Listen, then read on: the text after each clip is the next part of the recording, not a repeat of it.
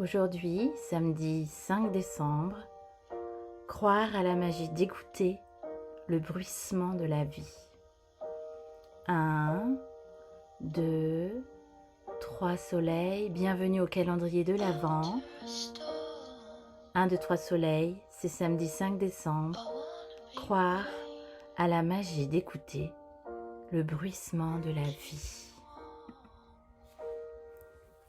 Pourquoi l'ouïe est-elle le plus fascinant des 5 sens? Écouter, entendre les sons, le bruit, les mots, les paroles, le murmure, le chuchotement susurré. Dans son champ lexical, l'ouïe est d'une richesse fascinante. Dans les faits, dans son fonctionnement, elle l'est aussi, au même titre que la vue. L'oreille et ses tourbillons ressemblent à un instrument à vent, un instrument de musique, plutôt qu'à une machine. Comment un son parvient-il à l'oreille et jusqu'au cerveau? Comment le cerveau de la personne qui l'entend traduit cette information? Pourquoi certaines fréquences de son entraînent une gêne? Pourquoi certaines fréquences de son entraînent un plaisir inouï? Le son, l'ouïe, est une perception des sons et des sens en entier. Il suffit d'un son pour que vous ayez en mémoire un souvenir fort, même parfois inconscient, qui vient de votre vie intra-utéro, fondamentale dans votre vie, peut-être dans votre petite enfance, où la mémoire a fait son travail de ne pas vous faire rappeler, et pourtant un son un jour vous fait vibrer, un son un jour vous fait pleurer, un son un jour vous fait rire. L'ouïe, ce mot, c'est comme si on se disait oui, c'est assez curieux. L'ouïe nous permet de percevoir les sons, c'est-à-dire les ondes sonores qui parviennent jusqu'à notre oreille. Et elles sont décryptées ensuite par l'oreille interne via le nerf cochléaire. C'est une partie du nerf auditif. Ça, c'est ma partie un peu scientifique que je vous apporte toujours.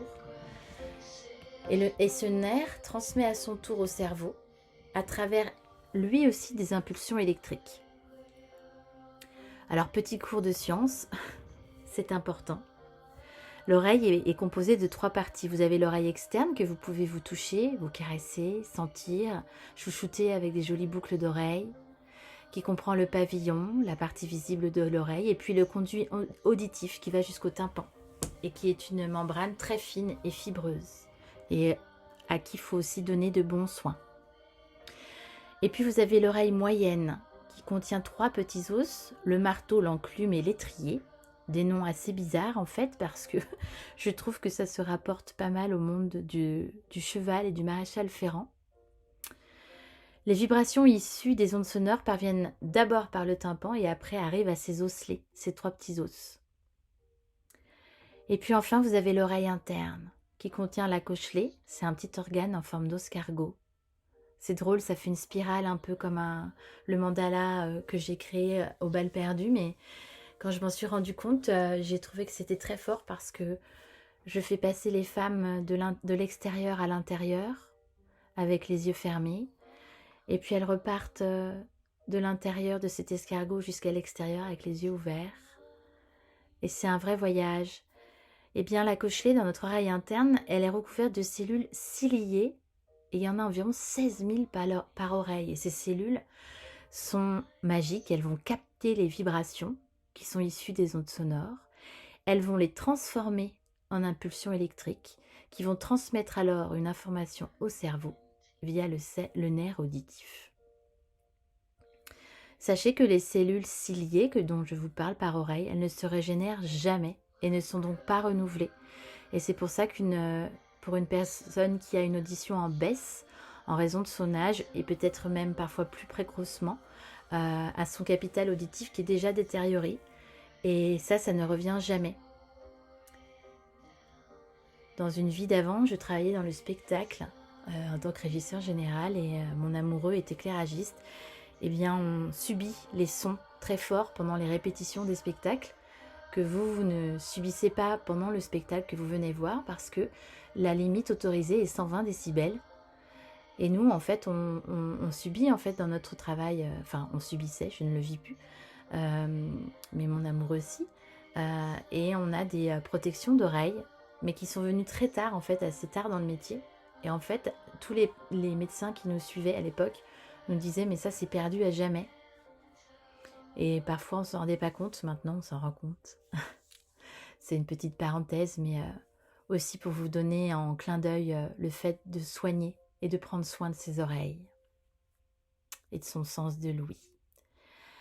Alors, je voulais faire un petit clin d'œil aussi par rapport aux recherches et à l'évolution de notre monde dans lequel on vit, qui parfois me surprend, m'inspire parfois, mais me déroute aussi. Et l'ouïe en fait partie, comme la vue d'ailleurs, hein, j'en ai pas parlé exprès, volontairement, mais je vais faire ce clin d'œil avec l'ouïe. Et en fait, pour jouer avec l'ouïe, c'est le son binaural. Et il y a aussi l'ASMR. Et aujourd'hui, il est possible de se jouer du fonctionnement de l'oreille dans son ensemble, et c'est comme avec la vue, je vous disais, et du coup de modifier le décryptage du cerveau. Alors je vais vous expliquer ça un petit peu aussi pour votre connaissance, et sachez que c'est important de le savoir parce que dans un chemin thérapeutique, là où je vous ai parlé avec la vue, on peut soigner des traumatismes avec le travail de la vue, on peut le faire et on est en train de rentrer dans ce chemin de guérison avec l'union des scientifiques et des médecins holistiques pour le fait de soigner les gens avec l'ouïe.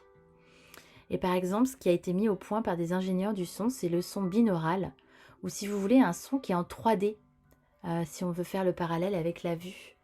Et l'exemple le plus connu et qui a été popularisé, ce procédé, qu'on a appelé le son du coiffeur, et que l'on trouve assez partout dans différentes versions, sur YouTube notamment. Et en mettant un casque sur les oreilles, en fermant les yeux, vous avez la sensation totale d'être dans un salon de coiffure avec tous les bruits et les sons qui s'y passent. Et pas seulement parce qu'en fait, dans les sensations électriques que vous allez recevoir, eh bien dans votre esprit, ça va jusqu'à l'esprit. Et grâce au son spatialisé, donc ce son binaural, vous êtes littéralement sous les coups du ciseau du coiffeur. C'est-à-dire que votre corps réagit comme si on vous coupait réellement les cheveux. La sensation est à la fois agréable, mais parfois effrayante, tant l'impression d'y être est forte. Donc c'est très perturbant aussi. Vous ressentez tous les mouvements autour de vous, la distance du coiffeur, quand la coiffeuse ou le coiffeur prend ses ciseaux, quand elle vous souffle dans le cou, etc. Vous entendez ces sons. Et il s'agit d'une forme de réalité augmentée qui est évidemment seulement sonore, mais qui est très vivante. De toute façon, Internet, sachez-le, est d'une manière générale un terrain de jeu réel pour le son. Les podcasts, évidemment très à la mode, dont je suis une fervente consommatrice et moi-même j'en fais pour l'étincelle, le montrent particulièrement. Le son devient alors intime, on a l'impression de parler à une amie ou à des amis, comme je le fais avec vous aujourd'hui. Et notre voix, notre son change. Et quand on les entend avec un casque ou des écouteurs, et même si on partage différents podcasts, en fait l'impact du podcast peut changer véritablement une vie, sur une vie, que ce soit de guérison, sur un titre de développement personnel, ou même un coaching sur un développement professionnel si on est entrepreneur ou toute autre raison. Pourquoi ? Parce que l'immersion sonore, on est réellement concentré et on fait focus sur le son. On n'a pas l'image de la personne, on n'est pas phagocyté par une conférence, par exemple, une formation, où notre concentration, notre impact sur notre cerveau sera différent parce qu'on va regarder le professeur bouger, on va regarder les gens autour de nous, tous nos sens vont être en éveil, alors que dans le podcast, par exemple, on est concentré uniquement sur le son. Et l'imagination, l'émotion que ça génère, eh bien, ça offre une multitude de possibilités. Et c'est donc un outil que je trouve fort intéressant pour plein de démarches possibles. En parallèle, je voulais vous parler de la tendance de la ASMR, qui consiste à mettre en scène des sons quotidiens. Par exemple, claquer des bulles, vous savez, du papier de protection, là, quand on a nos colis, passer un fil sur une toile, gratter quelque chose, murmurer. En fait, on crée une sensation de frisson agréable au niveau du cuir chevelu et des cervicales. Et cette méthode, dont les effets sont propres à chacun, puisqu'on ne les reçoit pas du tout pareil et de la même manière, qui touche d'ailleurs pas tout le monde, ça semble envoyer au cerveau des ondes sonores. Donc c'est assez impressionnant, c'est agréable, ça relaxe les auditeurs, on l'utilise beaucoup sur la gestion des stress post-traumatiques.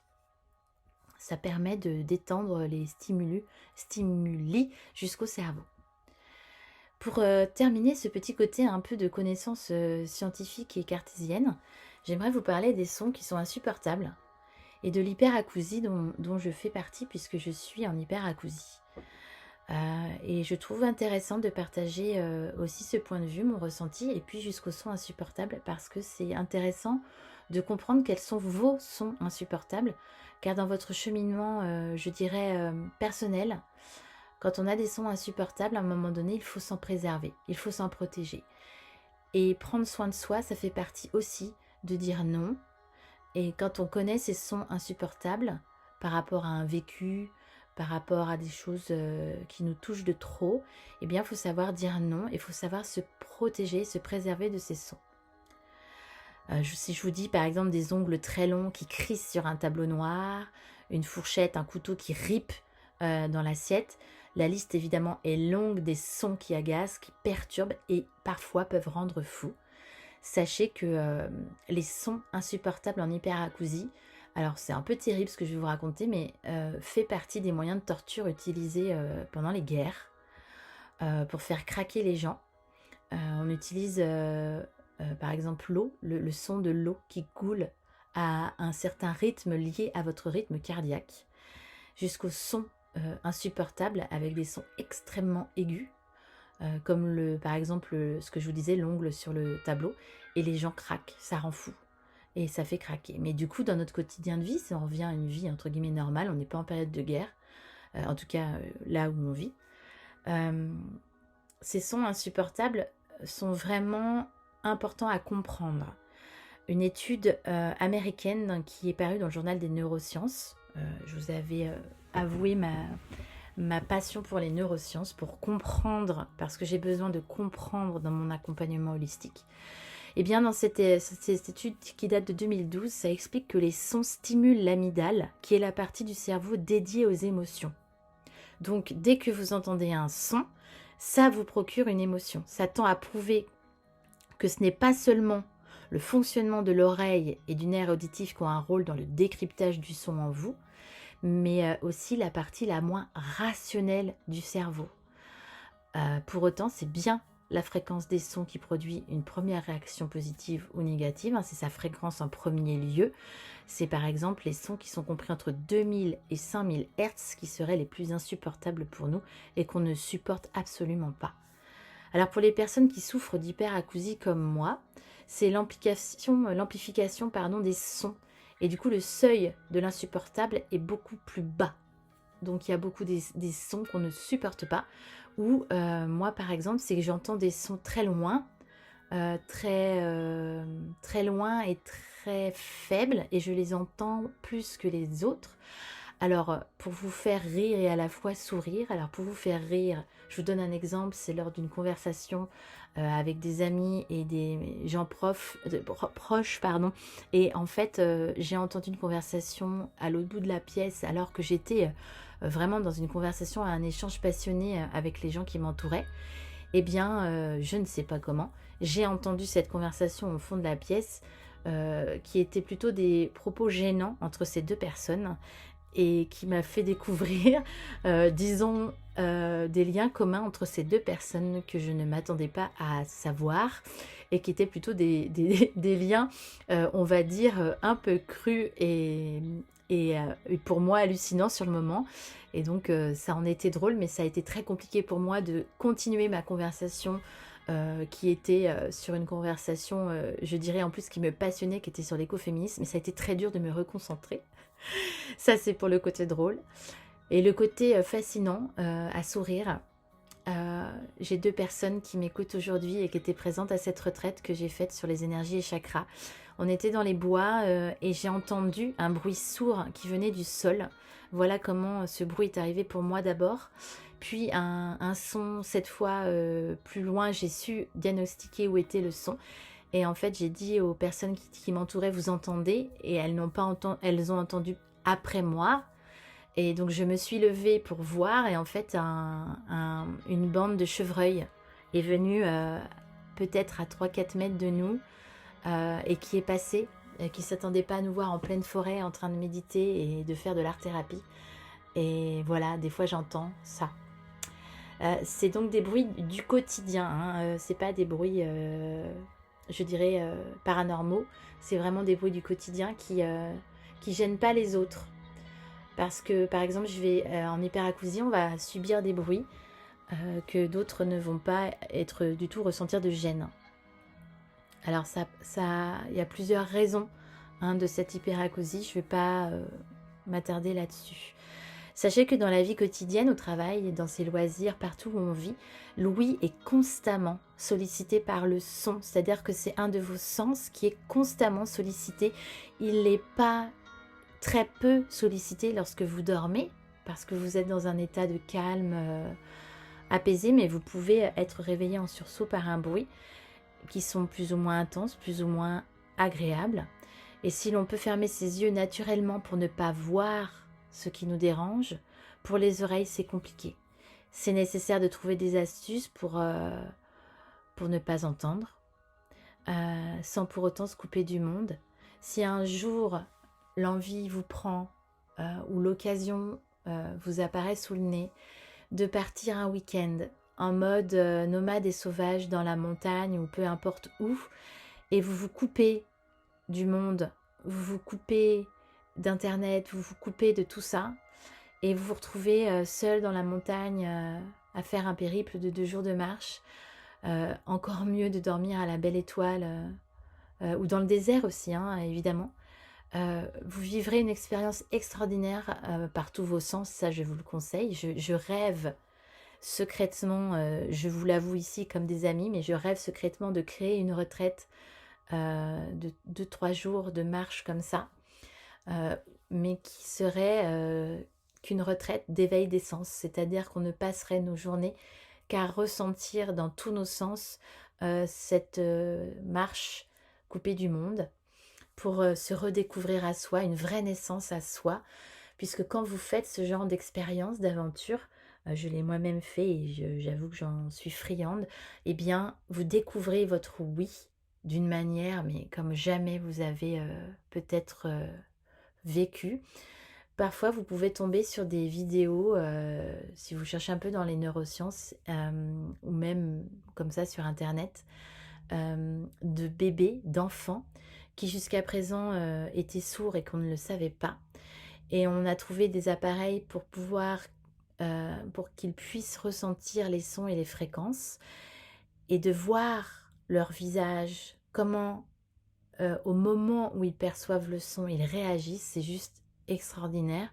Et bien lors de ces moments de week-end où vous décrochez de tout et où vous passez par chacun de vos sens, et quand vous travaillez sur votre oui, et là vous écoutez, vous découvrez les sons comme jamais vous avez entendu, c'est juste extraordinaire sur le moment thérapeutique que ça peut vous apporter. Je voudrais avoir une petite phase dans ce podcast Hymne Poésie pour vous parler et faire un petit clin d'œil aux accords Toltec, qui est ne pas se sentir personnellement visé par ce que l'on entend. Je vais vous donner une histoire qui est un peu modernisée d'une parabole d'un maître taoïste, donc du Tao, qui est Chuang Tzu. Et je vais vous demander de partir avec moi pour réfléchir à cette histoire. Alors imaginez que vous pique-niquiez avec un ami, une amie, dans un canoë, dans une rivière sauvage, près de la montagne. Et cette rivière est paisible. Elle est très calme. Elle est sauvage, mais elle est calme. Et puis soudain, vous vous sentez comme un grand coup sur le flanc du canoë qui se retourne. Vous êtes projeté dans l'eau. Et là, vous remontez à la surface, un octant, l'eau est froide, vous sentez tout ça, mais qu'est-ce que vous constatez? Et là, vous constatez que quelqu'un s'est approché furtivement de votre canoë, que lui-même l'a fait chavirer pour vous faire une plaisanterie, disons, et se moquer de vous. Eh bien, qu'est-ce que vous ressentez en entendant tout ça? Et puis, imaginez la même scène. Le pique-nique paisible, la rivière sauvage, calme, le grand coup dans le canoë, la chute soudaine dans l'eau, à ceci près que cette fois, quand vous remontez à la surface en hoquetant, ce que vous entendez, c'est qu'un énorme tronc d'arbre a dérivé en aval et a percuté votre canoë. Maintenant, qu'est-ce que vous en ressentez? Est-ce que vous ressentez la même chose que la première histoire? Les faits sont les mêmes en fait dans les deux scénarios. Les faits. Les faits, c'est que vous avez froid, c'est que vous êtes trempé, c'est que le pique-nique, disons, est gâché ou reporté. Mais en général, si vous pensez avoir été pris personnellement pour cible comme dans la première histoire, eh bien vous vous sentez mal. Alors qu'en réalité, la plupart des choses qui nous heurtent dans la vie par des sons, comme des réactions émotionnelles des autres, quelqu'un qui nous hurle dessus, un embouteillage, quelqu'un qui crie dans un embouteillage, une maladie, un mauvais traitement que vous entendez sur quelqu'un, eh bien c'est comme des morceaux de bois impersonnels qui sont actionnés par 10 000 causes en amont. Imaginez maintenant qu'un ami se montre étonnamment critique à votre égard. Donc vous entendez des mots critiques. Vous vous sentez blessé, bien entendu. Vous voulez gérer la situation, soit en parlant avec cette personne, soit carrément en vous détachant de la relation parce que vous n'êtes pas prêt ou vous n'avez pas envie d'entendre ces mots. Mais là, songez un instant à ce qui peut avoir incité cette personne à vous heurter. Qu'est-ce que cette personne s'est dit, elle, avant de vous dire ces mots-là? Est-ce que c'est pas une mauvaise interprétation de vos actes, en fait? Est-ce que c'est pas un problème de santé et cette personne, en fonction de ça, des douleurs, des soucis, d'une colère provoquée par des éléments avant qui n'ont rien à voir avec vous, mais qui sont là? Est-ce que c'est le tempérament de cette personne? Est-ce que c'est sa personnalité? Est-ce que c'est les expériences de son enfance? Est-ce que c'est les effets d'une culture, d'une économie, d'un lieu, des causes éloignées dans le temps, une éducation qu'il a reçue comme ça de ses parents? En fait, il faut juste, moi qui baigne dans le monde des arts, eh bien, essayer d'imaginer que parfois, dans la plupart du temps, dans les choses qu'on entend, eh bien, on a le second rôle dans le théâtre des autres. On n'a pas le premier rôle, on a le second. Parce que le bruit ou le son qu'on entend est transformé par notre sens de l'ouïe, et donc on est le second rôle, nous on entend. Mais on ne sait pas d'où vient ce bruit, ce son ou ces mots qu'on nous a dit. Et quand on perçoit la vie sous cet angle du second rôle, eh bien on devient spontanément plus calme. D'un seul coup, on relativise beaucoup plus les choses.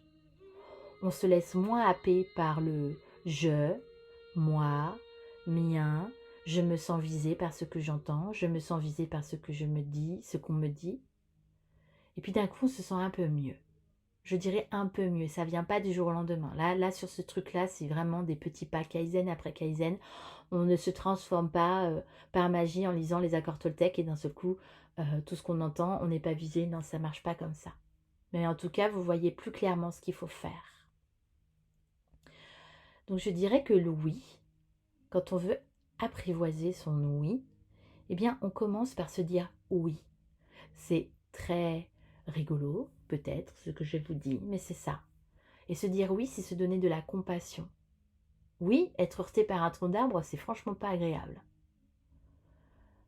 Mais prenez les mesures nécessaires, peut-être surveiller les rondins qui se dirigent vers vous, essayer de réduire leur impact, réparer votre embarcation, vos relations, votre santé, vos finances, votre carrière du mieux possible. Et puis peut-être qu'il faut juste changer de rivière. En gros, dès que vous vous sentez personnellement visé, c'est ce que disent les accords Toltec, prenez-en conscience. Soyez attentif à ce que vous éprouvez en fait à ce moment-là. Repensez au début du podcast Hymne Poésie quand je vous racontais que l'oreille traduit en fréquence électrique pour donner un message au cerveau et que ça joue sur votre système des émotions. Donc soyez attentif à ce que vous éprouvez dans ces moments-là. Également quand vous vous sentez moins pris pour cible, parce que l'inverse marche aussi. Jugez pas trop rapidement les intentions des autres parce qu'ils l'ont peut-être pas fait exprès. Alors je sais, c'est facile, c'est pas de sa faute, il a pas fait exprès, il est maladroit. Sauf que parfois c'est vrai, c'est vraiment ça. Et peut-être qu'une intention douteuse à votre égard, en fait, s'est mêlée à un autre objectif et que c'était différent. Réfléchissez aussi aux 10 000 causes en amont. Alors des fois on n'a pas envie, on n'a pas le temps.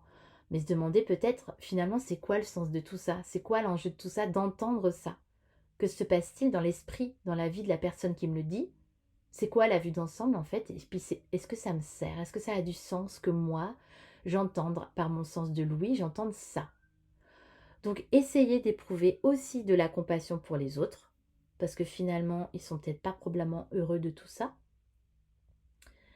Tâchez, les accords Toltec disent ça, tâchez de relâcher le sentiment général du soi, c'est je, moi, mien.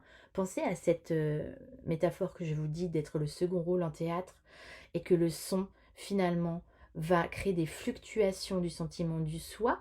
Le son qu'on va entendre et l'information que je vais en faire va gonfler soit des problèmes à résoudre, soit va dégonfler ma situation et surtout va dégonfler quand je serai calme dans un sentiment de bien-être. En fait, cette fluidité du moi dans l'esprit, ça correspond à ce qu'on appelle des activations cérébrales dynamiques et fugaces. C'est-à-dire que d'un seul coup, les pensées sont automatiquement liées au soi, élaborées dans l'ensemble du cerveau, et ils dégringolent en fait avec d'autres pensées dans ce qu'on appelle les substrats neuronaux du flux de la conscience. En gros, notez que le jeu est un processus vital. C'est un processus qui est nécessaire, que tout le monde fait, parce que c'est un sentiment de sécurité. Donc ce que j'entends, je le prends de suite pour moi. Et plus on le travaille, plus on en fait une faculté, eh bien on apprend. Et on apprécie l'aisance et l'ouverture qui s'élève quand le sentiment du soi s'estompe. Et qu'on a apprivoisé finalement notre oui. Alors imprégnez-vous, j'ai envie de vous dire, réellement de la force et de la sérénité qui survient lorsqu'on prend les choses moins pour soi. Et je voudrais vous faire, pour terminer ce podcast Hymne Poésie, un joli clin d'œil à votre enfant intérieur. Et on va terminer par un petit rituel avec cet enfant intérieur, parce que je dirais que les sons, que l'ouïe, a une importance quand on est enfant. Et c'est par l'ouïe aussi, et beaucoup, que vous allez fixer des souvenirs très importants dans votre construction d'être, dans votre construction physiologique, psychologique et corporelle de votre vie d'enfant. Alors, cette petite fille intérieure, c'est elle qui souffle dans les flaques, qui souffle. J'ai confondu mes deux idées. Je voulais vous dire qui saute dans les flaques et qui souffle les fleurs de pissenlit. Et donc je vous dis qui souffle dans les flaques et saute les fleurs de pissenlit.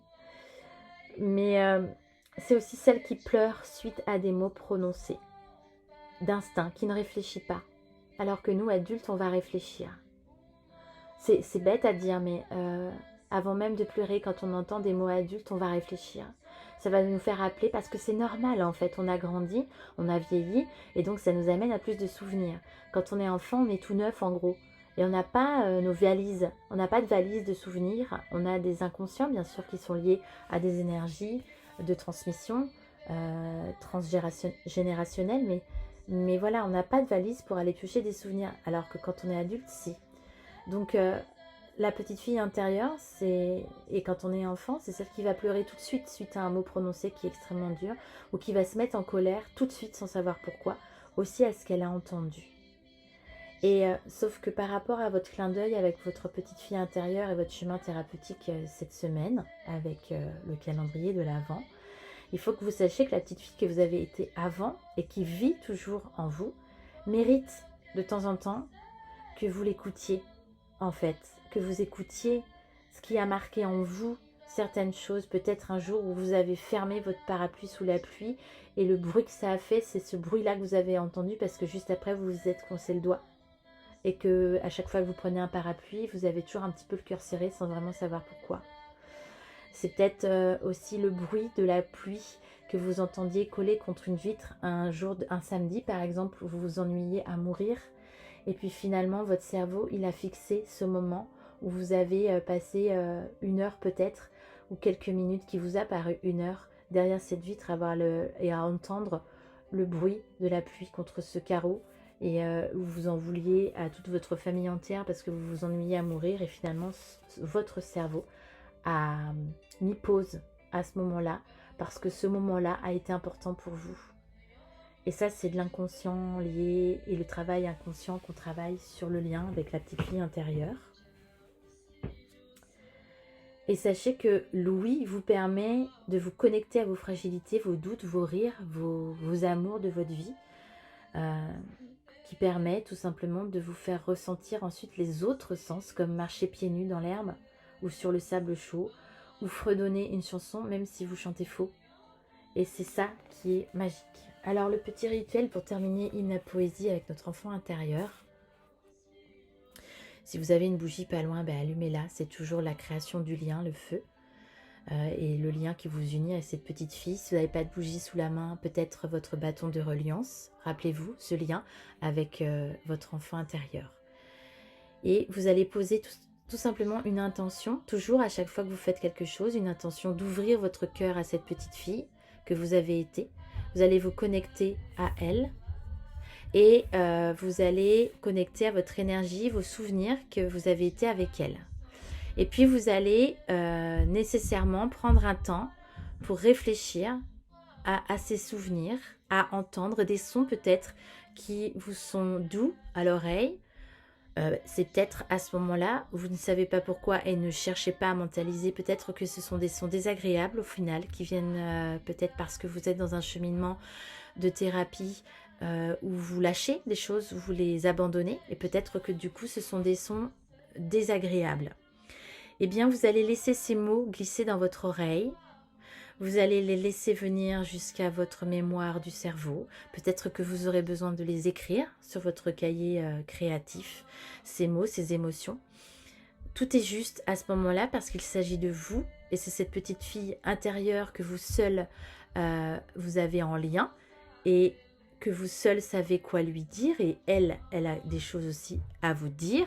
Cette petite fille, elle vous entend, elle vous écoute, elle est là depuis mardi matin.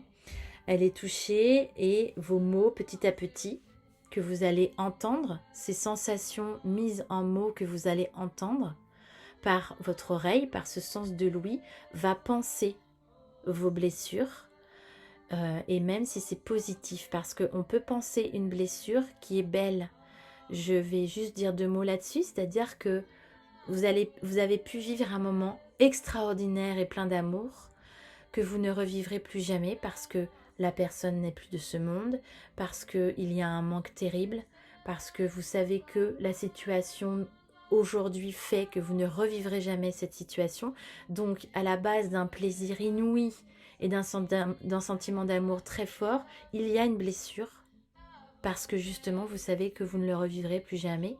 Eh bien, à ce moment-là, les mots entendus par cette petite fille intérieure va petit à petit penser vos blessures. C'est la magie de l'enfance, mais c'est réellement le cas. Appréciez cet instant et puis prenez un temps de silence. Et dans ce temps de silence que vous allez prendre, vous allez essayer d'entendre juste une chose, c'est le cœur de cette petite fille que vous avez été et dont la petite fille intérieure vit toujours en vous, et votre cœur d'adulte avec le chemin que vous vivez en ce moment. Et votre cœur, vos 2 cœurs battent à l'unisson.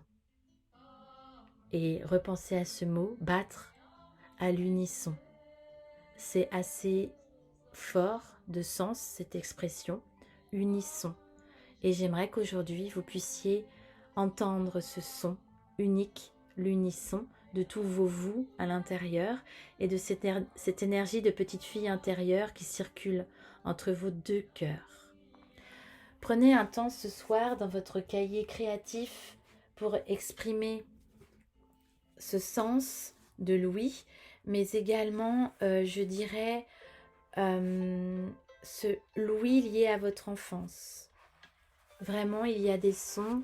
Mettez-les juste comme ça, sans développer. Faites pas thèse, antithèse, synthèse, mais juste, tiens, moi, il y a un son quand j'étais enfant. Je sais que j'aimais ce son. Et vous allez voir que ce son est lié à un souvenir. Parce qu'un souvenir va d'abord venir.